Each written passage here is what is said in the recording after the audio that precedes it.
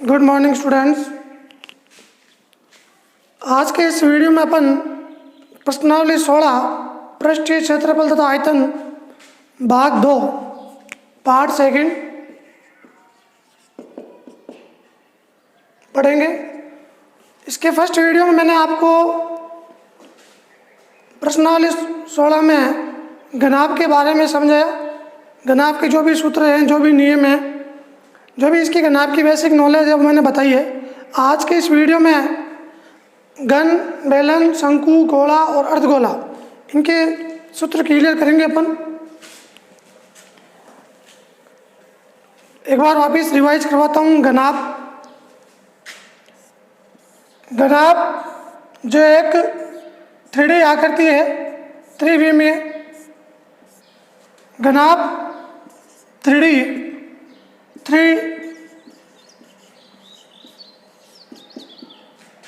Dimensional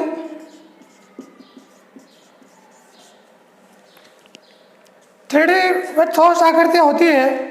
3D में ठोस आकृतियाँ जो अंतरिक्ष में स्थित होती है, समतल में कभी भी स्थित नहीं होती है। घनाभ के बारे में मैंने आपको समझाया कि फलक की संख्या पूछे हैं तो घनाभ में 6 फलक होंगे। शीर्ष की संख्या पूछे हैं तो घनाभ में 8 शीर्ष होंगे। और यदि किनारे की संख्या पूछे हैं तो घनाभ में 12 किनारे होते हैं। ये सेम स्थिति घन में होती है। घन और घनाभ में क्या अंतर है? यदि घनाभ की लंबाई, चौड़ाई, ऊंचाई बराबर कर दी जाए तो वो आकृति घन बन जाती है। और घनाभ किसे कहते हैं? घनाभ समांतर षटफलक जिसका प्रत्येक फलक आयताकार हो। समांतर षटफलक आकृति जिसका फलक आयताकार हो, क्योंकि घनाभ की प्रत्येक सतह होगी, प्रत्येक पृष्ठ होगा। जो 6 पृष्ठ होते हैं वो सभी आयताकार होते हैं। तो अपन ने घनाभ के बारे में अध्ययन कर लिया। अब देखते हैं घन के बारे में।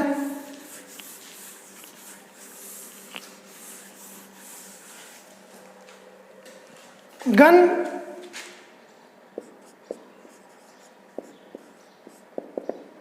जिसे इंग्लिश में क्यूब बोलते हैं। घन की आकृति बनी हुई है, सूत्र बता रहा हूँ। सेकंड आकृति पढ़ रहे हैं अपन। घन नंबर 1,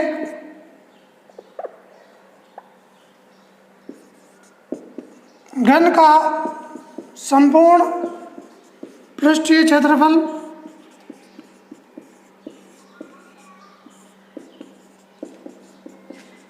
छः भुजा स्क्वायर। घन का संपूर्ण पृष्ठीय क्षेत्रफल 6 भुजा स्क्वायर।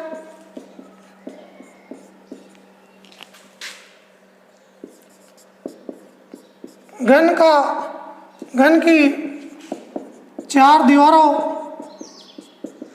का पृष्ठीय क्षेत्रफल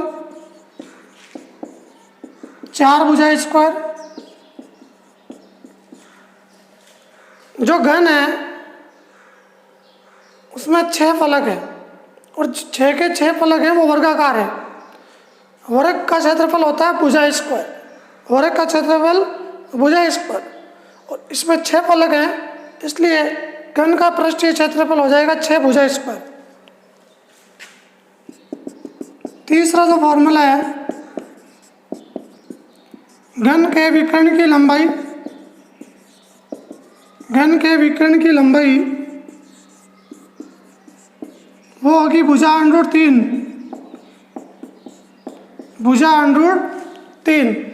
यदि वर्ग पूछे तो वर्ग के विकर्ण की लंबाई होगी भुजा√2 और घन के विकर्ण की लंबाई है वो हो जाएगी भुजा√3। नंबर 4 पे घन का आयतन। घन का आयतन भुजा क्यूब या ए क्यूब। तो ये घन से संबंधित 4 सूत्र हैं अपने पास। इसके जब प्रश्न सॉल्व करेंगे तब तक आप इसको याद कर लें। इसके बाद नंबर 3 जो आकृति है वह आकृति है अपने पास नंबर 3 नंबर आकृति बेलन। बेलन को लंबवर्ती है, किताबों में आप पढ़ोगे लंबवर्ती है बेलन, जिसे इंग्लिश में बोलते हैं राइट सर्कुलर सिलेंडर।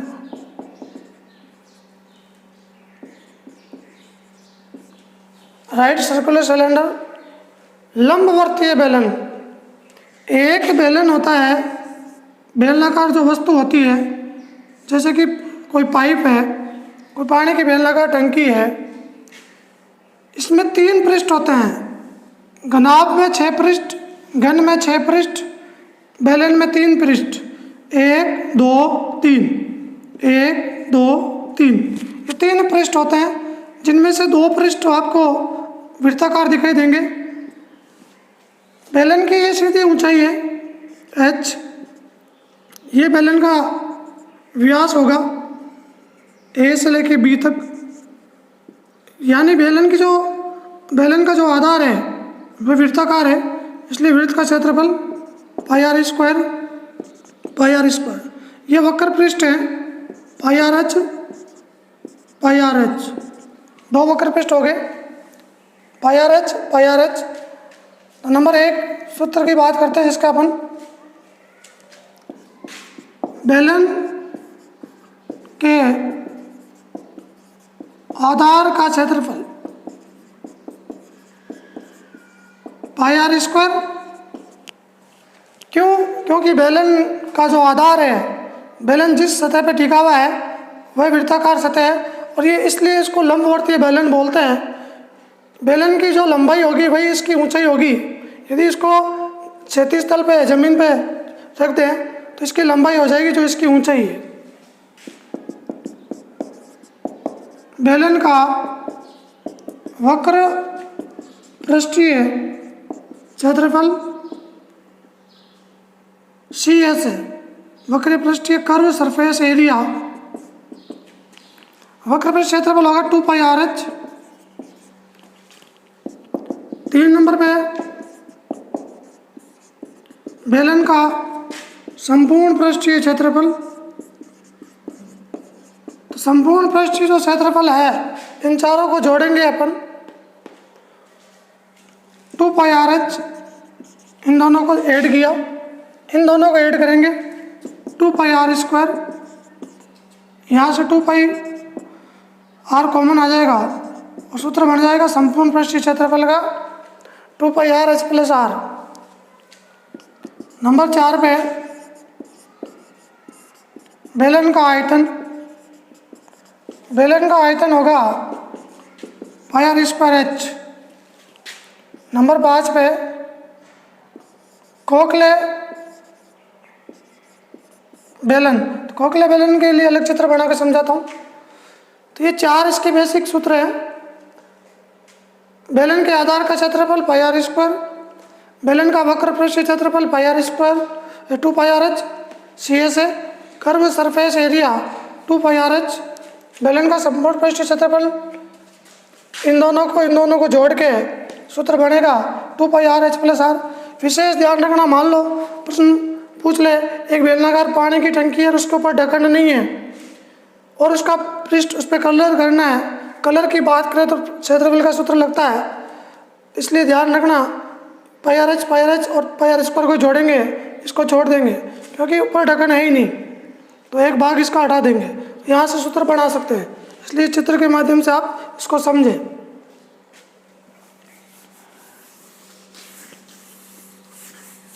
इसके आगे बात कर रहे थे अपन खोखले बेलन की। खोखला बेलन से क्या तात्पर्य है? खोखला बेलन यानी कि एक बेलन के अंदर एक बेलन और आ जाता है, जिसमें डबल त्रिज्या हो जाएगी, डबल व्यास हो जाएगा, जैसे कि ये यहाँ पर R1 R2 यानी कि बाहर वाले की जो वृत्ताकार है उसकी त्रिज्या R1 है और अंदर की है वो R2 है। तो ये चिन्ह लगाना जरूरी है। यदि आप R2 लेते हो तो R2 पहले आ जाएगा, इसका मतलब R1 बड़ी है R2 से। तो इसके दो फॉर्मूले अपने पास, खोखले बेलन का संपूर्ण पृष्ठीय क्षेत्रफल, खोखले बेलन का संपूर्ण पृष्ठीय क्षेत्रफल कैसे बनेगा? वक्र पृष्ठीय क्षेत्रफल 2πr1h, वापिस ये बाहर वाले के लिए है वक्र पृष्ठीय, फिर अंदर वाले के लिए 2πr2h। इसी प्रकार वृत्त का क्षेत्रफल डबल है, सेकेंद्रीय वृत्त है और डबल वृत्त है, इसलिए 2πr1 का स्क्वायर माइनस 2πr2 का स्क्वायर। यहाँ से आप 2π कॉमन लोगे 2πh, तो R1 प्लस R2 इन दोनों में से कॉमन लेंगे 2πr1 square minus R2 square, 2πh R1 plus R2। इसको वापस लिखा और इसको सूत्र को खोल दिया, R1 plus R2 R1 minus R2। अब देखो इन पूरे में क्या कॉमन आता है, 2π दोनों में है, R1 प्लस R2 दोनों में है, तो 2π R1 प्लस R2 कॉमन लिया तो पीछे बचेगा H plus R1 minus R2। तो आपको डायरेक्ट यही याद रखना है कि खोखले बेलन का संपूर्ण पृष्ठीय क्षेत्रफल पूछे तो 2π R1 प्लस R2 कोष्ठक H plus R1 minus R2, जहाँ R1 है वो बड़ी रखी गई है R2 से। इन बाहर वाला जो बेलन है उसकी त्रिज्या R1 है, अंदर वाले की R2 है। इसी प्रकार 2 नंबर पे इसका सूत्र है खोखले बेलन का आयतन, खोखले बेलन का आयतन जिसका सूत्र होगा πr square πh R1 square minus R2 square. इसमें भी R1 बड़ी है, जहाँ R1 त्रिज्या बड़ी है R2 से। तो विशेष खोखले बेलन से संबंधित दो फॉर्मूले हैं, संपूर्ण पृष्ठीय क्षेत्रफल और खोखले बेलन का आयतन। तो दोनों सूत्र आपको याद रखने हैं।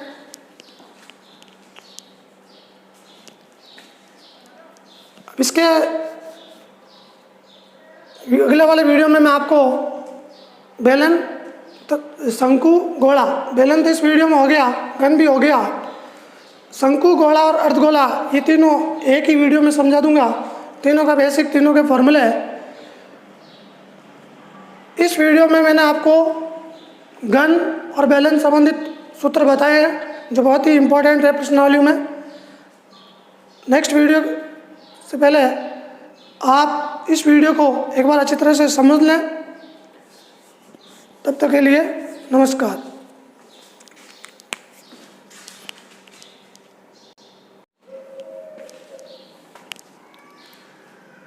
इससे पहले वाले में अपन ने बेलन के बारे में पढ़ा, अब अपन शंकु के बारे में पढ़ेंगे। जो 4 नंबर पे आकृति बनी हुई है शंकु, जिसे इंग्लिश में अपन कोण कहते हैं। शंकु, जोकर की टोपी, आइसक्रीम वाला कोण, मेहंदी वाला कोण देखा होगा आपने। ये सभी आकृतियाँ शंकु जैसी होती है। इसमें त्रिक ऊंचाई और त्रिज्या R, 3 चीज़ें होती है। एक चीज़ ध्यान रखना, पृष्ठीय क्षेत्रफल और आयतन। तो क्षेत्रफल कभी भी ज्ञात करते हैं, क्षेत्रफल तो हमेशा उसमें जो इकाई लगाते हैं वर्ग इकाई में मापा जाता है। क्षेत्रफल सदैव वर्ग इकाई पर मापा जाता है और आयतन सदैव घन इकाई कह दो या इकाई क्यूब कह दो या घात में लगा सकते हो। इकाई सेंटीमीटर मीटर जो भी दिया हुआ है घात लगा के लिख सकते हो। तो विशेष ध्यान रखना, क्षेत्रफल को वर्ग इकाई में मापा जाता है और आयतन को घन इकाई या इकाई क्यूब में मापा जाता है। तो अपन बात करते हैं सूत्र की नंबर 4 आकृति की। 4 नंबर जो आकृति है अपने पास वो है शंकु कोण, जिसके अपन सूत्र की बात कर रहे थे। तो यहाँ देखो आप, सबसे इम्पोर्टेंट चीज़ डायग्राम से, त्रिभुज ओ ए बी ये एक समकोण त्रिभुज है। एक किस प्रकार का त्रिभुज है? समकोण त्रिभुज है। समकोण त्रिभुज होने के कारण इसमें बोधायन प्रमेय या पाइथागोरस प्रमेय का अध्ययन होना जरूरी है। बोधायन प्रमेय के अनुसार ये 90 डिग्री का कोण है यहाँ पर, तो ये कर्ण हुआ ए बी। 90 डिग्री के सामने वाली भुजा कर्ण होती है, जो सबसे बड़ी भुजा होती है। और मान लो ये कोण थीटा यहाँ बना हुआ है, तो ये लंब है और ये इसका आधार है। तो बोधायन प्रमेय से शंकु की त्रिक ऊंचाई, सूत्र बनाएंगे अपन, शंकु की त्रिक ऊंचाई जिसका संकेत है स्मॉल एल। यहाँ एल है वो कर्ण का काम कर रहा है, इसलिए √h² + r²। एल है वो कर्ण है, सबसे बड़ी भुजा होगी वो एल होगी। नंबर 2 पे शंकु का वक्र पृष्ठीय क्षेत्रफल πr_l। नंबर 3 पे शंकु का संपूर्ण पृष्ठीय क्षेत्रफल, जिसे अपन TS है, टोटल सरफेस एरिया, ये बनता है πr² + πrl से। क्योंकि शंकु में 2 पृष्ठ होते हैं, घनाभ में 6 पृष्ठ, घन में 6 पृष्ठ, बेलन में 3 पृष्ठ और शंकु में 2 पृष्ठ, इसलिए 2 बार πr² और πrl। नीचे का भाग वृत्ताकार है तो πr², ऊपर वाला भाग πrl। कॉमन ले लेंगे, πr कॉमन आएगा और r + l, इसका सूत्र बन जाएगा πrl। नंबर 4 पे आ जाएगा शंकु के आधार का क्षेत्रफल। शंकु के आधार का क्षेत्रफल, तो यह आप देखो, जो शंकु का आधार है, जो बेलन का आधार है, दोनों सेम है, इसलिए πr²। यही सूत्र बेलन के आधार के क्षेत्रफल का होता है। नंबर 5 पे अपन देखते हैं शंकु का आयतन। शंकु का आयतन, तो शंकु का जो आयतन का सूत्र होगा, जो बेलन का आयतन होता है πr²h, उसके आगे 1/3 लिख दो। बेलन का आयतन है πr²h, उसके आगे 1/3 लिख दो, क्योंकि शंकु है बेलन का 1/3 भाग होता है, इसलिए 1/3 πr²h इसका सूत्र हो जाएगा। इसके बाद है अपने पास गोला और अर्धगोला, ये लास्ट आकृति है। नंबर 5 पे जो आकृति बनी हुई है वो अपने पास गोले की बनी हुई है। गोला एक ठोस आकृति है, जैसे कि गेंद जो अंदर से भरी हुई हो, ठोस आकृति होनी चाहिए, उसे अपन गोला कहते हैं। यहाँ आप देखो तो गोले का पृष्ठीय क्षेत्रफल नंबर 1, गोले का पृष्ठीय क्षेत्रफल, इसका सूत्र होगा 4πr²। नंबर 2, गोले का आयतन, जिसका सूत्र होगा 4/3 πr³। यहाँ मैं दोनों साथ में बता रहा हूँ। 5 नंबर और 6 नंबर आकृति, जिसे अपन अर्धगोला कहते हैं। गोले को जब बीच में से काट दिया जाता है तो अर्धगोला। नंबर 3 पे अर्धगोले का पृष्ठीय क्षेत्रफल CS है। CS है, वो हो जाएगा आपके पास 2πr²। 2πr²। इसके बाद नंबर 4 पे जो फॉर्मूला है वो आ जाएगा आपके पास अर्धगोले का संपूर्ण पृष्ठीय क्षेत्रफल ts है 3πr²। वेरी इंपॉर्टेंट सूत्र। यहाँ आप देखो अर्धगोले का पृष्ठीय क्षेत्रफल 2πr² और अर्धगोले का संपूर्ण आ जाए, संपूर्ण पृष्ठीय पूछ ले तो 3πr²। अर्धगोले का आयतन, अर्धगोले का आयतन वो होगा 2/3 πr³। इसी प्रकार अपने पास एक आकृति और होती है गोलीय कोष या खोखले गोले का आयतन, जिसमें capital R, small r, r1, r2। यहाँ देखो ये गोलीय कोष है, तो यहाँ पर गोलीय कोष का पृष्ठीय क्षेत्रफल पूछे तो 4πr1² माइनस r2²। और यदि आयतन का पूछे तो 4/3 πr1³ माइनस r2³। ये सूत्र है 4π लगा हुआ है, इसका मतलब 4π का समझ लो आप पृष्ठीय क्षेत्रफल। ये गोले का पृष्ठीय क्षेत्रफल है, ये खोखले गोले का पृष्ठीय क्षेत्रफल है। ये गोले का आयतन है, ये खोखले गोले का आयतन है।